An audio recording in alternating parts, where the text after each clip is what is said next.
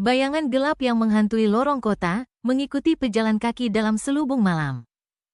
Kota Tetovo di Makedonia Utara dikenal dengan perpaduan sejarah, budaya, dan keindahan alam yang menakjubkan. Terletak di kaki gunung Sar yang megah. Jalan-jalan sempit dan berkelok-keloknya dipenuhi dengan gema cerita-cerita yang telah berusia berabad-abad. Namun, ada satu kisah yang terus berlanjut dalam bisikan percakapan. Yang masih mengambang di sudut-sudut lorong gelap kota, kisah tentang orang-orang bayangan. Pada suatu sore musim gugur yang sejuk, Marco, seorang pria muda berusia 20-an, mendapati dirinya berjalan pulang sendirian setelah mengunjungi rumah temannya di pinggiran Tetovo. Matahari telah lama menghilang di balik pegunungan, dan kota itu diselimuti keheningan malam. Jalan-jalan berbatu di bawah cahaya lampu jalan yang temaram tampak berkilauan, bayangannya membentang panjang dan tampak menuju ke arahnya. Marco sudah sering melewati jalan-jalan ini. Ia mengenal jalan itu seperti punggung tangannya, namun malam itu, ada sesuatu yang terasa berbeda.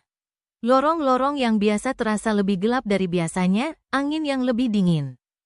Seolah-olah membawa bisikan dari zaman yang lain.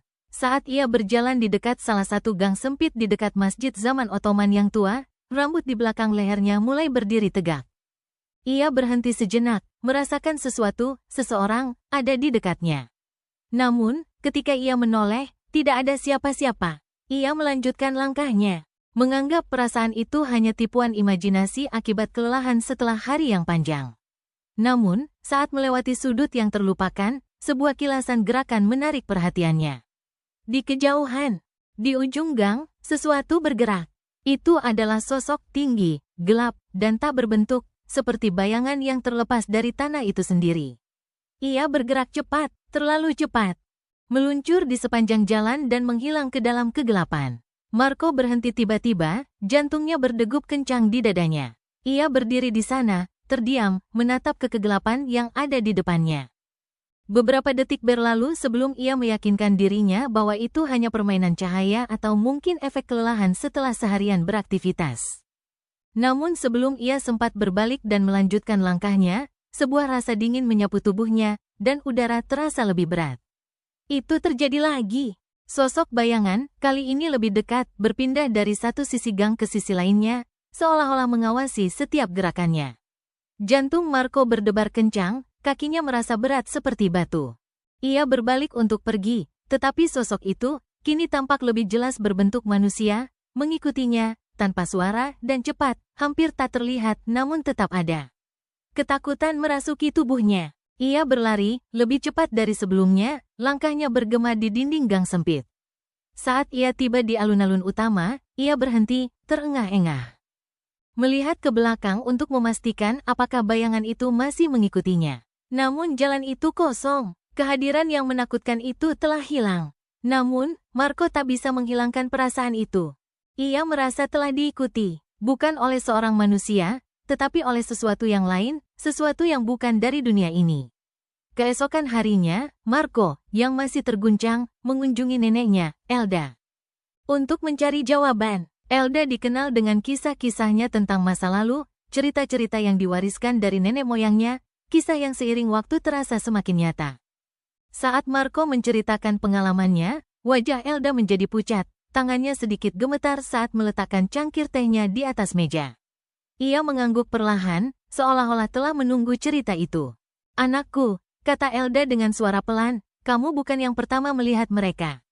Bayangan-bayangan ini sudah bersama kita selama beberapa generasi. Mereka adalah orang-orang bayangan." Marco mendengarkan dalam diam saat Elda mulai bercerita tentang legenda-legenda kuno yang ia dengar dari nenek moyangnya. Menurutnya, orang-orang bayangan adalah roh dari mereka yang mati dengan cara kekerasan atau tidak adil, jiwa-jiwa yang tidak menemukan kedamaian dan terkutuk untuk mengembara antara hidup dan mati.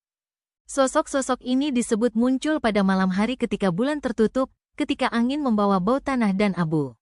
Mereka tidak bisa terlihat dengan jelas Elda. Karena mereka tidak benar-benar dari dunia ini. Mereka seperti bisikan di dalam kegelapan, singkat dan sulit dipahami. Tetapi mereka mengikuti, selalu mengamati, selalu menunggu. Suara Elda merendah saat ia membagikan bagian terakhir dari kisah itu, dan jika kamu melihat salah satunya, hati-hati. Mereka tidak hanya mengamati, mereka mengikuti. Mereka mengikuti orang-orang dengan hati yang berat, mereka yang pernah dilanda kesedihan atau kehilangan.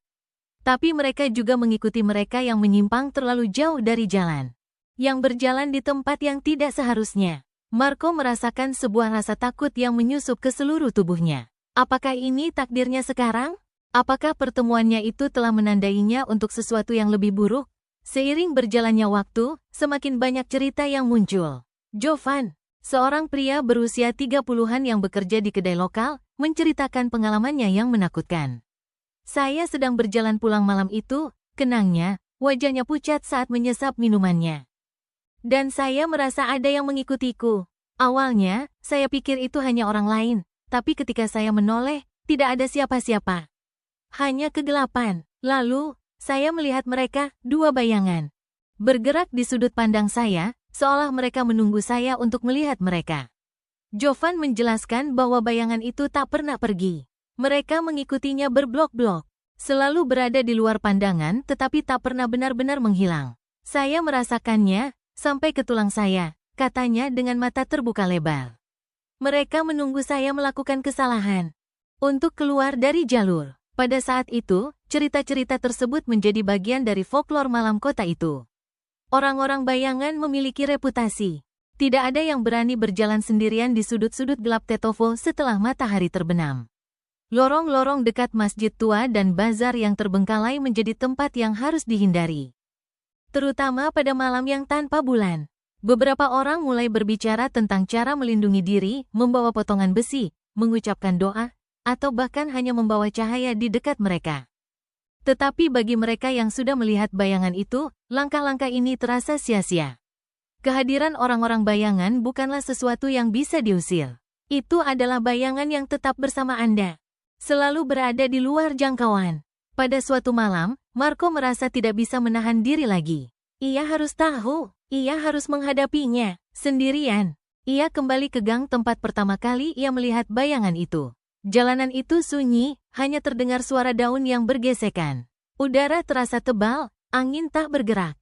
Saat ia berdiri di gang itu, jantungnya berdegup kencang, sebuah rasa takut menyelimuti dirinya. Ia merasakannya, bayangan itu, mengamati dari pinggiran. Dan kemudian, di sudut matanya, ia melihat mereka. Dua sosok gelap, bergerak cepat di antara bangunan-bangunan.